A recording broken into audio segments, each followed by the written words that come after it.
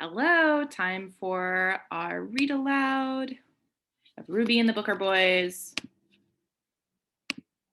Chapter 8, Waiting on a Good Turn. Teresa and I were the only girls who wanted to play kickball. We leaned against the fence, just waiting on our turn to kick.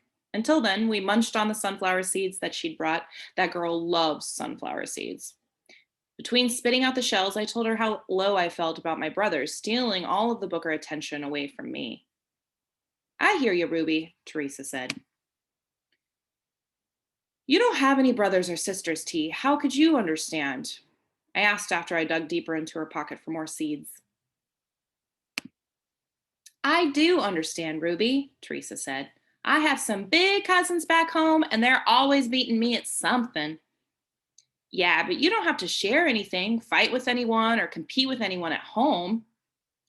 That's true, but it sure would be nice to have someone to play with, even fight and compete with from time to time. You're lucky, gal, Teresa said before she chipped away at more sunflower seeds. I know, T, but it can be annoying sometimes.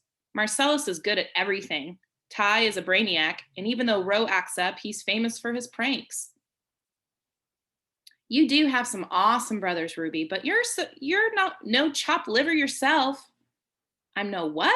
Sometimes I don't know what that country girl is talking about. My dad says that every now and then it means that you're good at a lot of things, but maybe you don't know it sometimes. Like singing. You sing like a bird, Ruby. Those Booker boys can't sing like you do. Teresa was right. We moved up a couple of spaces in the kickball line. There were 4 boys ahead of me.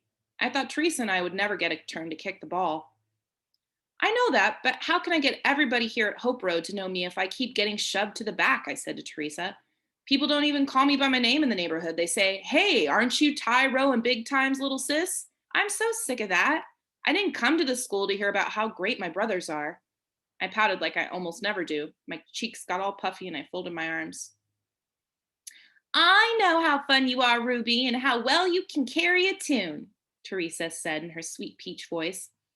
What else could dress as fancy, or who else could dress as fancy as you do, or wear her hair in such a stylish way and still look cuter than a baby possum in an Easter basket? You, that's who. Teresa shook more sunflower seeds into her hand, popped one into the air, and then caught it with her mouth. So, what should I do? How can I get my name in lights here at this giant school? I asked Teresa. There were 2 more kids in front of me. I wasn't keeping up with the score, but our team was kicking tail. I really don't know, she said. Then she turned her lips up and looked toward the sky. That's what she does when her brain is clicking. Then she said, I got it.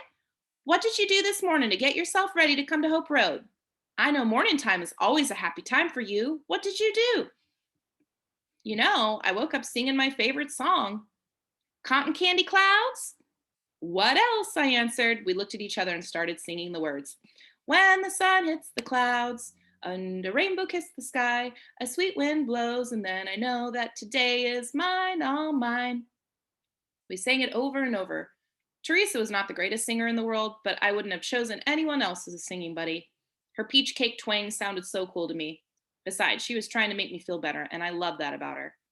Right then, an idea hit me. It was as sweet as the cotton candy clouds over our heads. Yeah, I could sing for the whole school, and my brothers or Miss Fuquay wouldn't be able to stop me. I didn't tell Teresa my secret plan. I just hoped I would get a chance to do it before the day was over. I knew what I had to do. I was ready. When Teresa saw me grinning, she said, That's that famous glowworm ruby smile that I'm used to. She nudged me up toward home plate. It was my turn to kick. A boy from the 3rd grade class laughed and told the kids on his team to move closer because he didn't think I could kick. Well, I tricked his treat. As soon as that bouncy red ball rolled over the plate, I slammed it with my purple sneaker. I could see the eyes of all the boys on that other team get as big as light bulbs. The ball flew over their heads and would have been a home run if there'd been a wall for it to fly over. I smashed it. Then I went around the bases real slow and waved at all the boys who didn't believe in my kickball skills. And that's where we'll stop today.